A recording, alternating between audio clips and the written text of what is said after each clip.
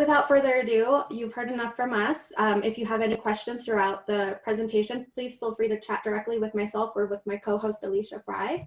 And without further ado, here is Maria Ulloa Otero, Director of Nuestra Salud. We're going to stop sharing our screen and Maria's going to share hers, and sit back, relax, chat questions. Please feel free to send them through.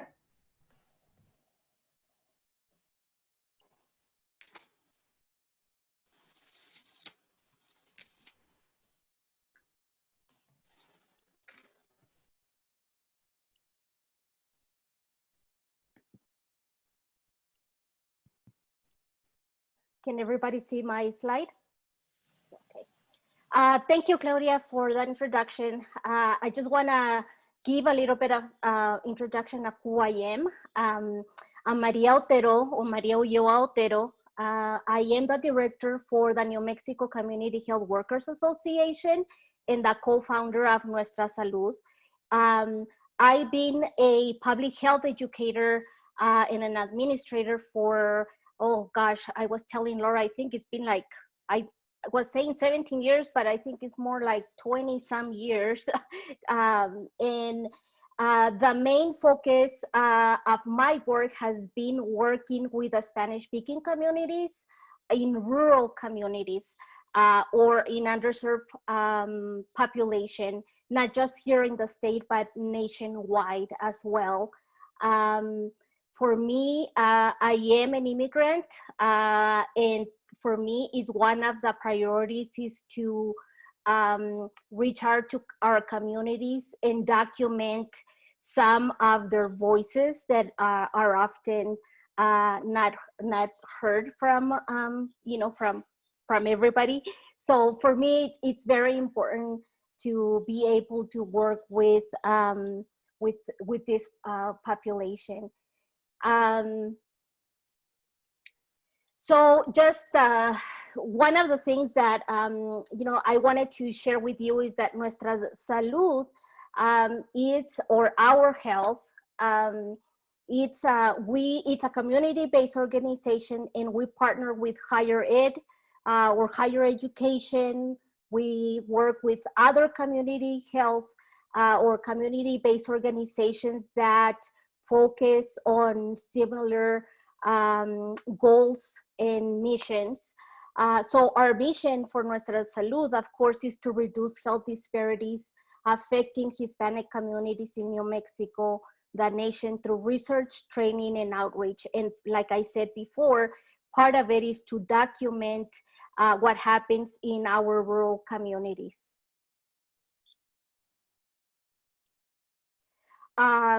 We usually get these acknowledgements towards the end of a presentation, but for me, it's so important to acknowledge all of our families, all of our community participants. They participated at in our program. I want to thank them for their courage and commitment to share their knowledge and opinions, because they have a lot to offer to us when we are trying to develop and implement programs for communities. So we have our community health workers, Monica Toquinto, Marisa Elias, Rosa Lopez, Lourdes Valencia. We want to thank the New Mexico Department of Health Asthma Control Program, and also the Tobacco Use Prevention and Control Program for supporting our efforts. And of course, also working with, we want to thank the San Juan College, their programs, the ESL programs, and their family engaging programs as well. And also the Clovis Public Library, where we conducted some of our work.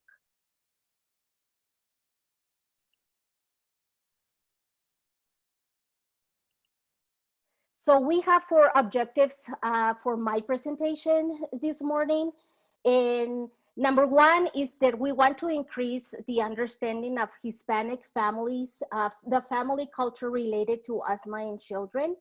We're gonna focus on the awareness of what is a Photovoice model, and how relevant is to community empowerment. We want to increase the understanding of how this photo voice approach was effective for addressing this topic of asthma in this culture. And also we want to identify key elements of this project that may apply to other topics in communities. So, you know, just to give you a little bit of background in our New Mexico Hispanic population, we know that the Hispanic and Spanish speaking population is large. It's nearly 1 million people. And from the state total population, 29 say that they speak Spanish at least half of the time. More than 500,000 people, and about 150,000 say they speak English less than very well. And we know that our population is very diverse. 2/3 are from Mexican heritage, and others are from Puerto Rico, Cuban, and other multiple cities or countries from Central or South America. We know that, and it's probably not surprising for you guys, but we also know that they face barriers to healthcare in comparison to the English-speaking Hispanics. We know Spanish speakers are more likely to experience poverty, less likely to have access to healthcare.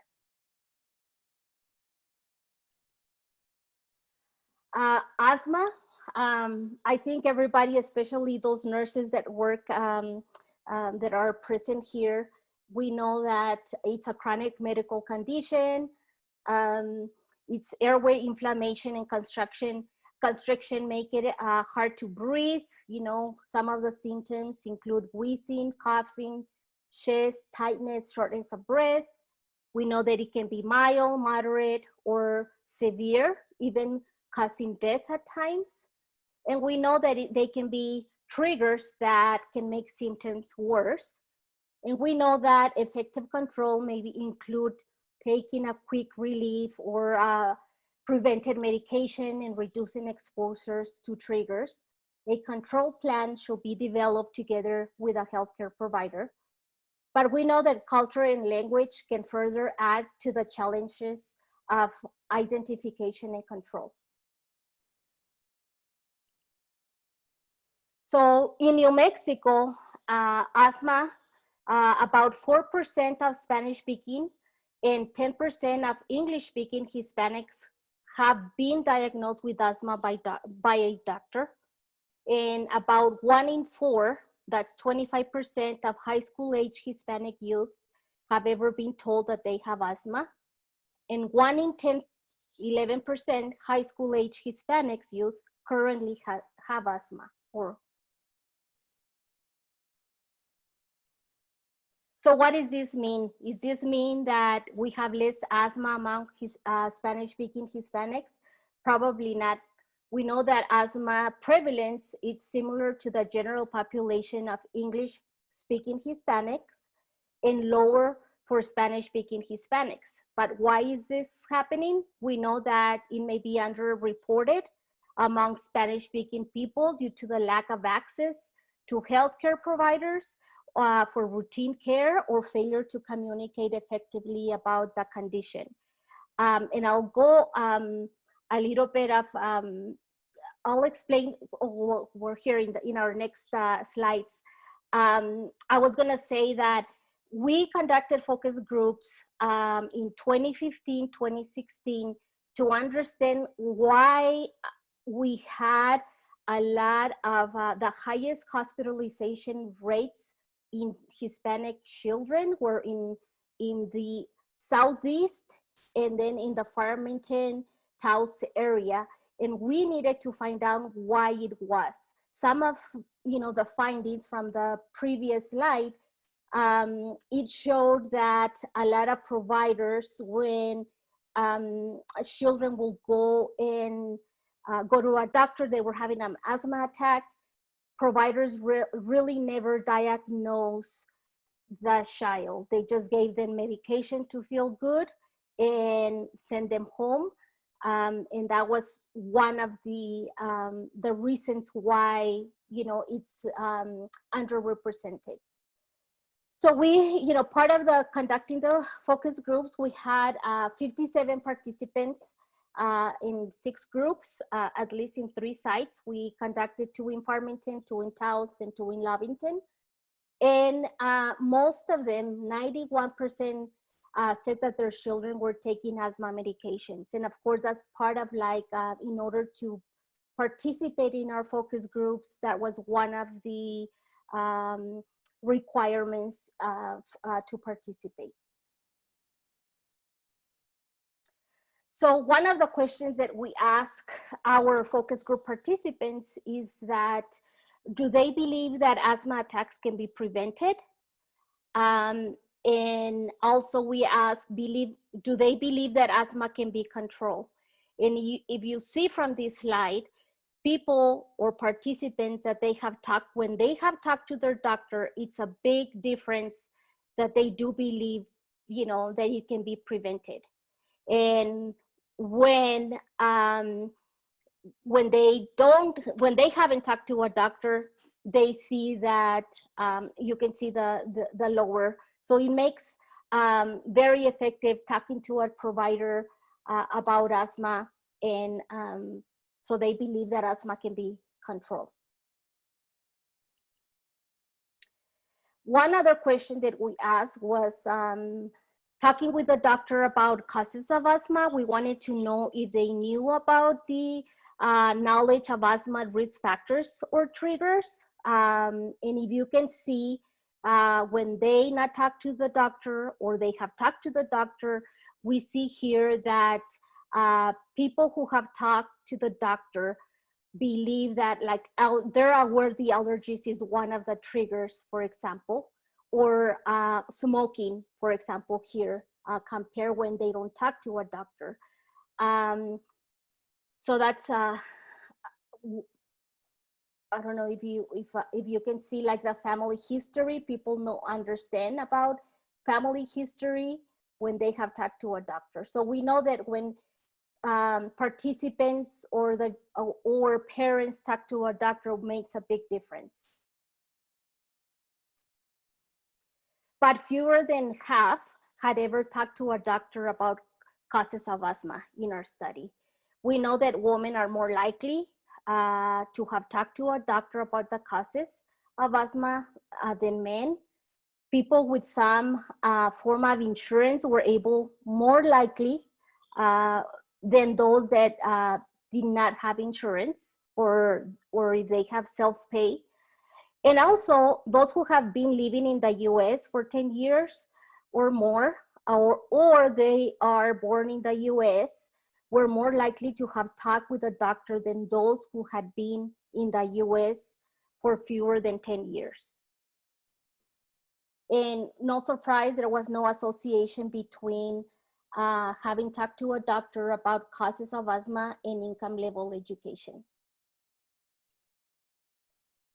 So what can we do once we had all that information?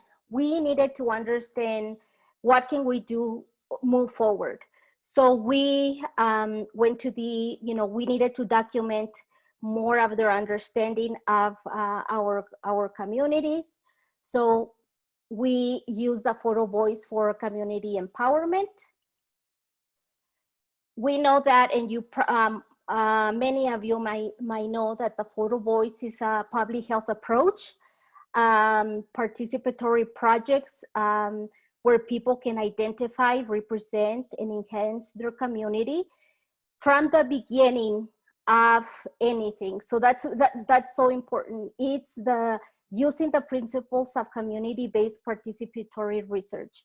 How often do we have universities come to our communities, get all their data, and they never go back?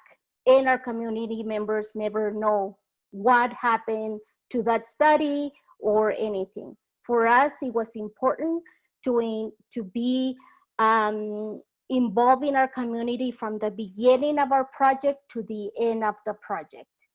For us, we build relationships and we build partnerships with our community members. And that's part of our mission, is that we are and we go where our community members are. We don't expect our community members to come to us in order to facilitate the process. We use, of course, the Photovoice. This is a method of that is being used internationally among diverse groups. We know that it's been very successful with different disease, with multiple topics like infectious diseases, reproductive health, chronic disease, and other topics. As you can see here, this is the Photovoice model. There are 9 steps. So first, with the Photovoice model, we select a target audience. It depends if it's policymakers or community leaders. We recruit individuals, community participants, introduce the participant group to the research process. And then number 4, you obtain consent for the participants. Number 5, you discuss the potential themes and convey the importance of taking relevant photographs, and then distribute cameras or phone. I think nowadays we don't use cameras anymore, so it's more like your cell phones to use during these Photovoice procedures or steps. And then 7, we provide time for participants to take pictures. Number 8, meet to discuss photographs and identify the themes. And then 9, we come back together collaboratively and we share the photographs and their stories with community members, policy members, and so on. So we have, for our study or our discussion on Photovoice, the intervention, we had four goals, and one was to identify and document the strengths and concerns within the community. We wanted to promote dialogue among the families and providers, and we also wanted to educate the public and policymakers about the challenges of asthma control in Hispanic families.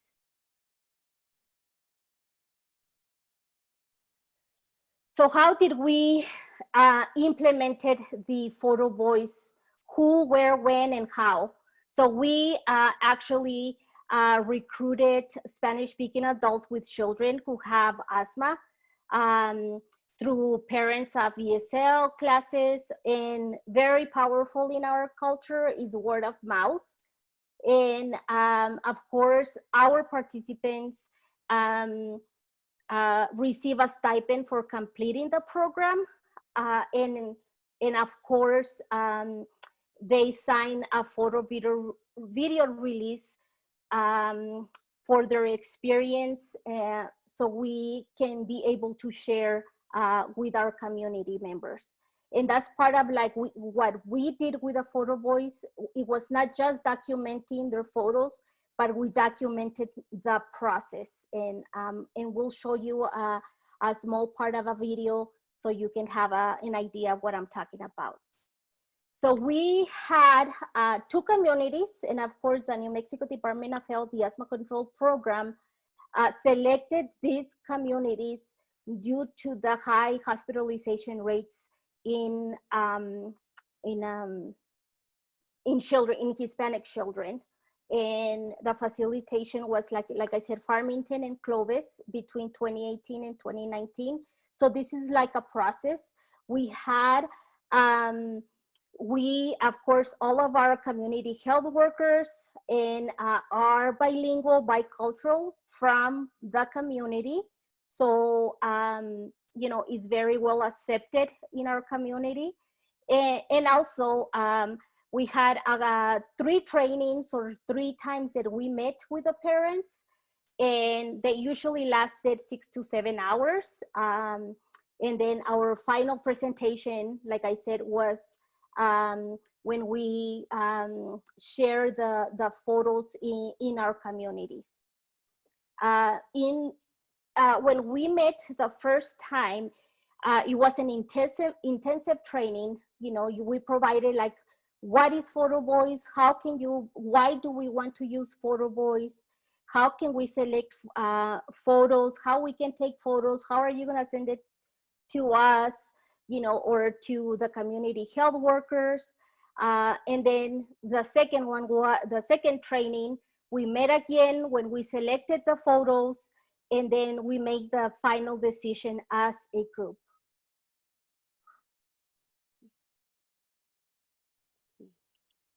Oh, yes, I don't know how I move it, but.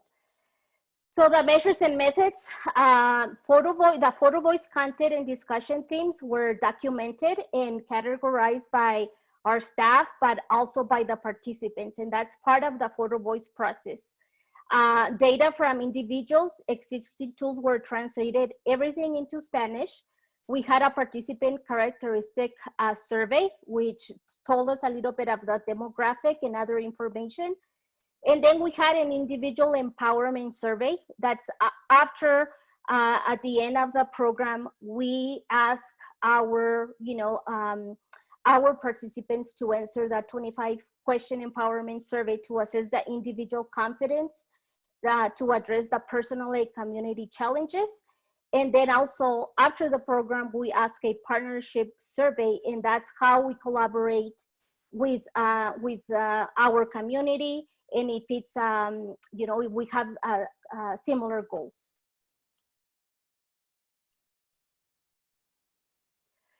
Part of, we use the, I don't know how many of you guys are familiar with the SHOT method for discussion. So we use this method to facilitate the group discussions for each of the photographs. We generated the things for summarizing in the content and discussion. For example, the S is for sí. ¿Qué ve usted aquí? ¿O qué es lo que ve aquí? So we practice, like in the first meeting, from magazines, pictures, they decided to do that, and we put this into practice. What do you see here? Number 2 is, what is really happening here? ¿Qué es lo que realmente está pasando aquí? ¿Cómo se relaciona esto en nuestras vidas? How does this relate to our lives? W, why does this problem, condition, or strength exist? ¿Por qué existe el problema, condición o resistencia? And then the last one is, what can you do to educate others about the problem, condition, and strength? ¿Qué puede hacer para educar a otros sobre este problema, condición o resistencia?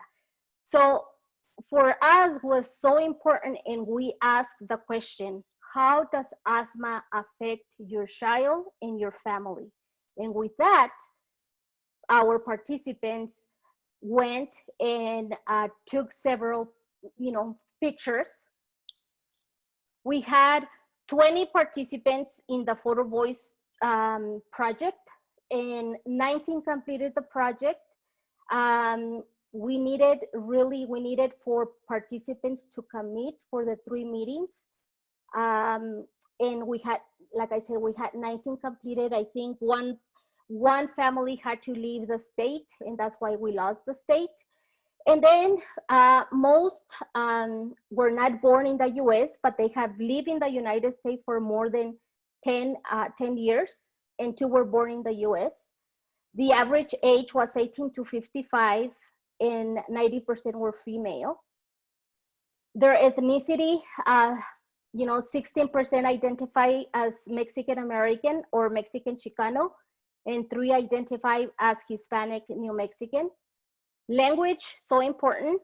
85% said that they speak Spanish always.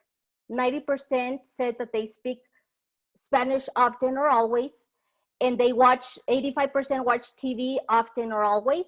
60% listen to Spanish language radio often or always. And for us, it's so important in case we need to implement something on media, social media. How can we do this? How can we reach more people?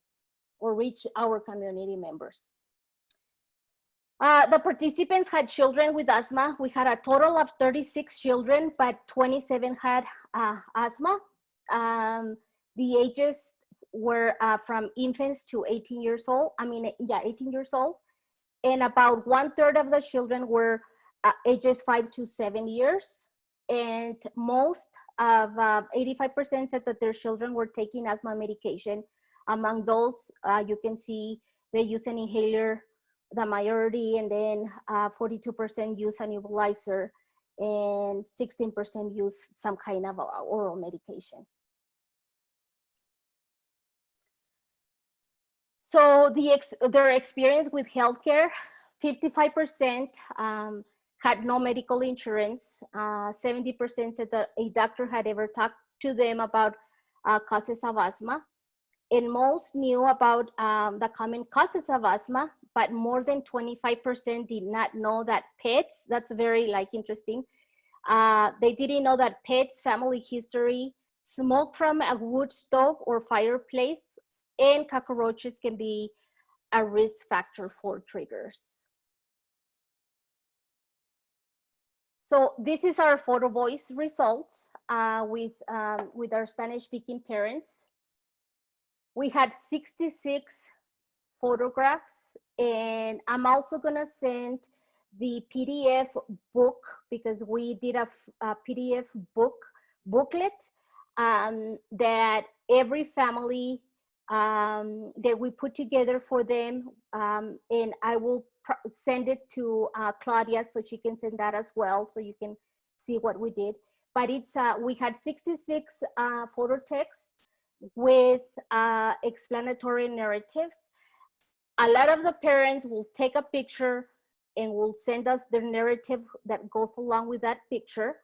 Or we had some parents that will call our community health workers, and they just dictate what they saw. We went through the SHOT method in order to get their narratives. The final meeting or presentations, they took, the third time that we met, we actually were at the Clovis Library, and in Farmington. We did it in San Juan College at the Enlace Family Center. And each of the participants, like I said, they received 4 copies of the photo book, an electronic copy, also on a CD, and so they can share with their families and healthcare providers. So that's part of how they started the dialogue with their own healthcare providers. Even if their child was not diagnosed, they will say, I participated in this project. Look, this is our stories. So providers can inform themselves about what is really happening in their lives. And I think we distribute those photo books, 80 photo books, among the community members. So you can always find the Photovoice video. It's on YouTube. And you can find it. Once you get this presentation, you can go and watch the entire documentation of what we did. But these are some of our community members, that provided their stories. So among the 66 photo texts completed, we needed to set the setting, like, are they indoors, are they outdoors, or are they inside or outside? So we also tried to do the concepts or the themes that emerged during this in order to rank all these photos. So for example, home adjustments, changes, exposures, hazardous sources, nature, pets, physical activity, lifestyle adjustments, limitations, and communication. And we did that together with our parents. So they identified 31 photos were objects, and then 30 were action, you know, avoiding using the fireplace, walking to school, cleaning the air ducts, medication adherence, events, cotton season, moving to Clovis, being diagnosed with asthma, for example. And like I said, we implemented or completed the 2 surveys at the conclusion of the Photovoice project, is the empowerment survey and the partnership survey. This is and then we have this camera guide that there was putting together or capturing the discussion among the participants. This is a group from Farmington. So the empowerment, the individuals or the parents did not feel personally empowered, but they did feel empowered like in a group. And that's one of the things that we saw, that they agree 100% that people have more power if they join together as a group. And people working together can have an effect on their community. 63% strongly agree. 80% strongly agree that working with others in my community can help to change things for the better. So partnerships and collaboration, responses were characterized by the most common given with each of the 2 communities separately. Both communities strongly agree that about group cohesion, or group members were trusted, respected, supported, participation by all. They listen to those who are shy and had a clear sense of roles, common goals, and similar ideas. They both agree that less strongly about agencies in their community working together. In general, community thinking in the group can succeed, having a unique purpose, having enough people power. And both groups disagree that they had adequate funds to do what they want to accomplish. And I think this is so important, is that when part of the Photovoice process is to have these kind of discussions for community empowerment. And as you can see from here, they feel more empowered as a group. These are some, I'm gonna show you a couple of the photo narratives, and then I'll show part of the video, and then we'll come back. Let's see here.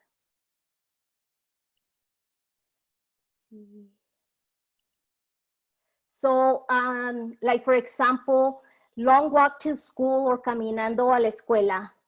Todos los días tenemos que caminar a la escuela 1.5 millas de ida y 1.5 de millas de regreso a casa. Para ser exactos, lo hacemos en los diferentes climas cuando está haciendo mucho calor y cuando está extremadamente frío. Cuando llueve y nieva, mi hija siempre me pregunta si nos podemos sentar un rato para descansar, porque siempre se cansa y empieza a tener problemas para respirar.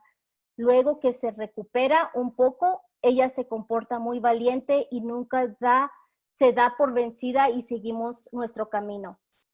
Every day we have to walk to school 1.5 miles one way and 1.5 miles back home. To be exact, we do it in the different climates, when it is very hot and when it's very extremely cold, when it rains and snows. My daughter always asks me if we can sit down for a rest, because she always gets tired and starts to have trouble breathing. But after she recovers a little, she behaves very brave and never gives up, and we continue to work on our way.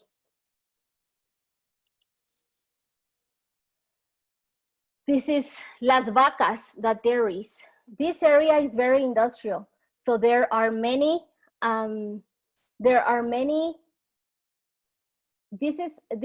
Sorry, I'm gonna start again.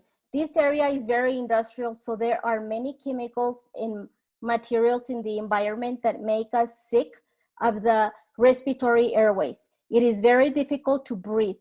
We always have to go to the doctor to get better because the cows causes a lot of congestion in the lungs. Maybe we are allergic to cows and do not even know. It is very difficult to know, but we always get sick. Dry plants and cows, raising dust and dirt are perfect allergies and asthma. And I think during our photo voice, when we discussed these photographs, the participants didn't know that that actually was not the cow, but it's a dandruff of the cow. And they learned that from another parent.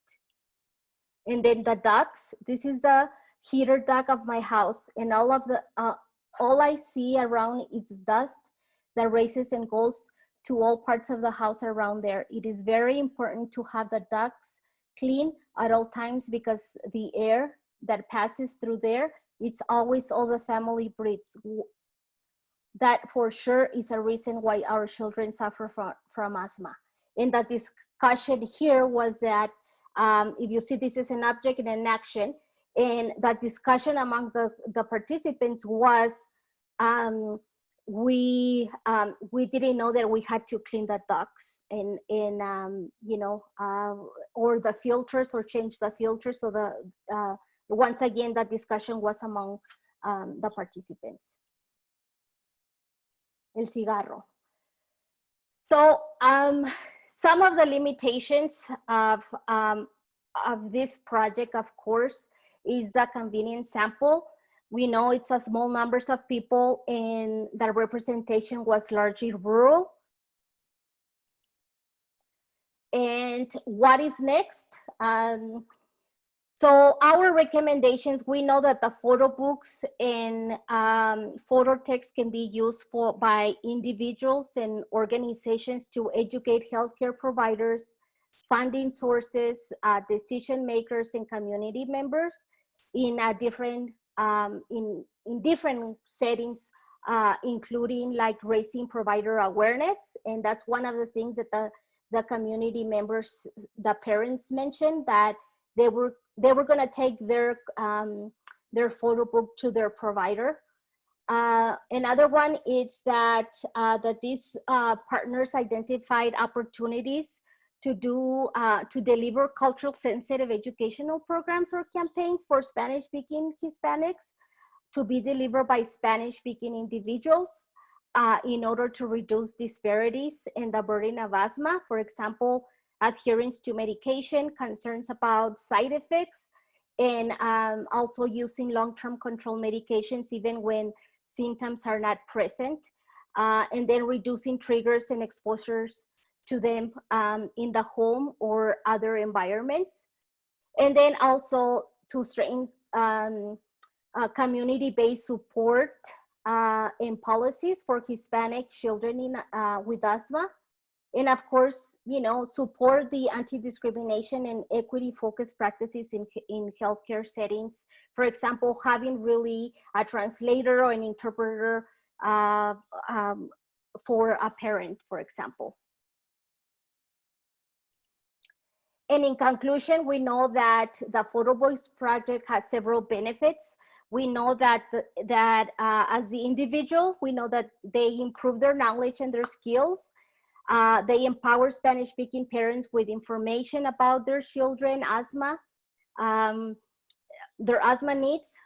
They develop connections among themselves, and the public health entities, for example, provided data about the current knowledge among Spanish-speaking parents and tools for talking about asthma with communities, healthcare providers, and schools.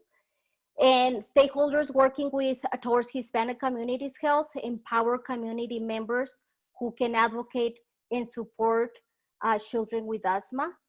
And we know that given the results of the Photovoice project may also be useful for addressing other topics, health topics, and empowering, for example, other communities or groups like adolescents. And so this is just the asthma photo book that I will send, so you guys can receive that. And that's my information. You're welcome to email me if you have further questions. But I will share the photo. A little bit of, we still have a little bit, maybe 5 minutes of the video.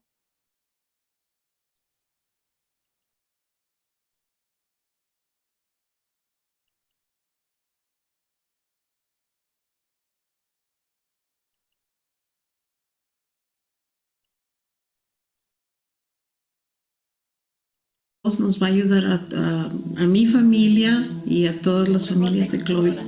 Para mí es bien importante porque yo cada cambio de estación y más en invierno, yo tenía que ir a una sala de emergencia. Entonces siempre era que tenía que llevarlo porque él sentía ahogarse.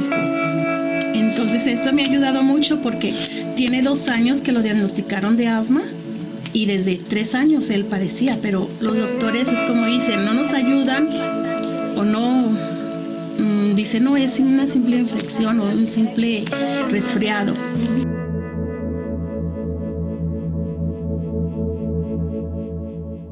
Nuestra misión es reducir las disparidades de salud que afectan a nuestra gente, ¿verdad?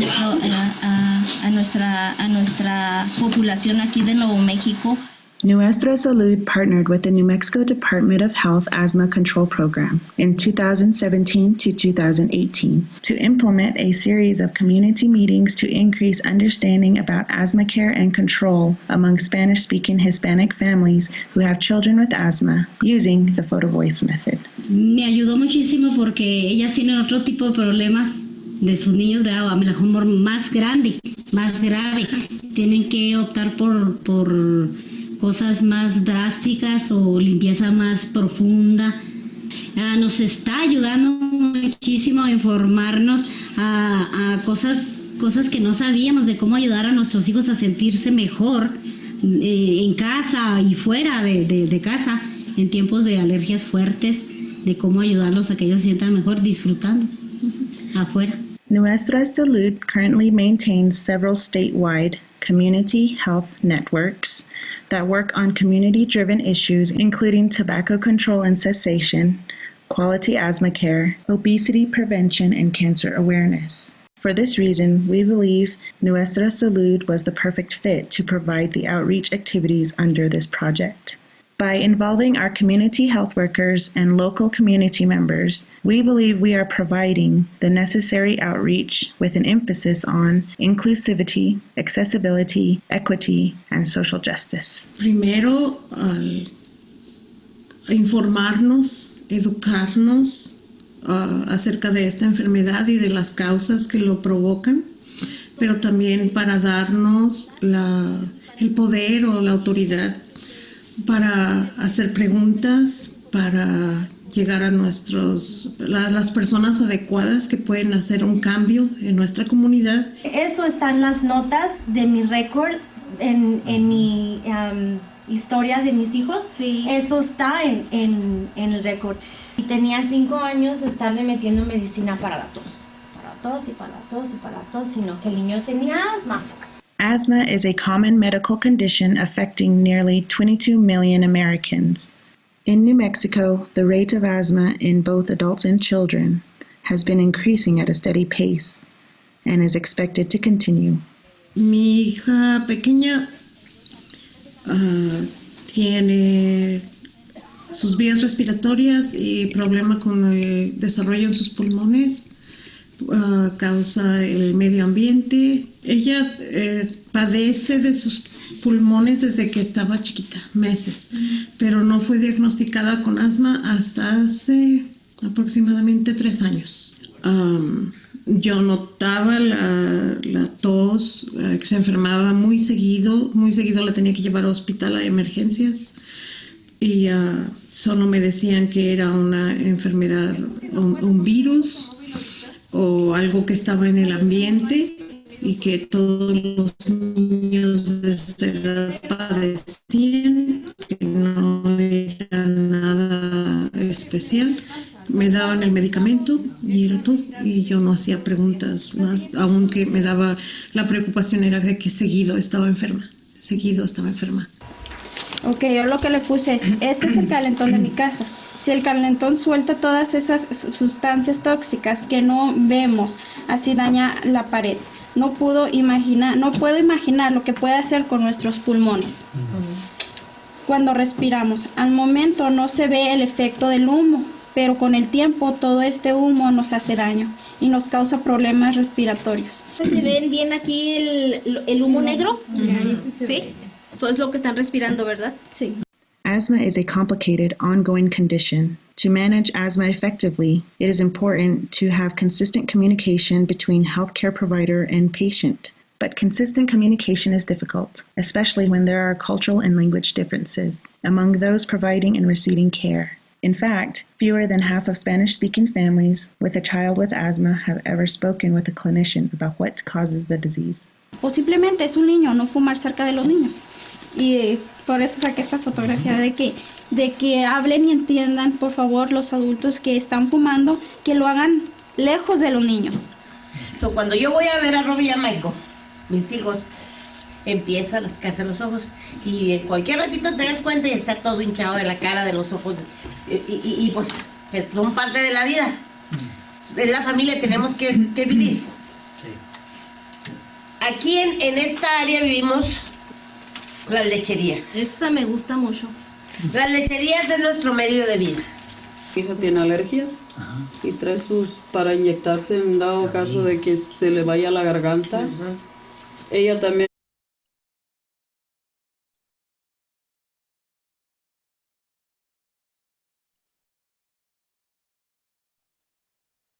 Can you hear me? Yes, Maria. Okay. So I think I just wanted to show, you know, a few minutes of that. I think we have only a few more minutes for questions. I want to say, please reach out to me if you have any questions. I know there's a lot of information and I can explain further. I also wanted to say really quickly that I know that we have in our participants right now, we have community members from, I think, Clovis. So I'm so excited that, you know, we can provide any other information or support for our schools or anything that you need.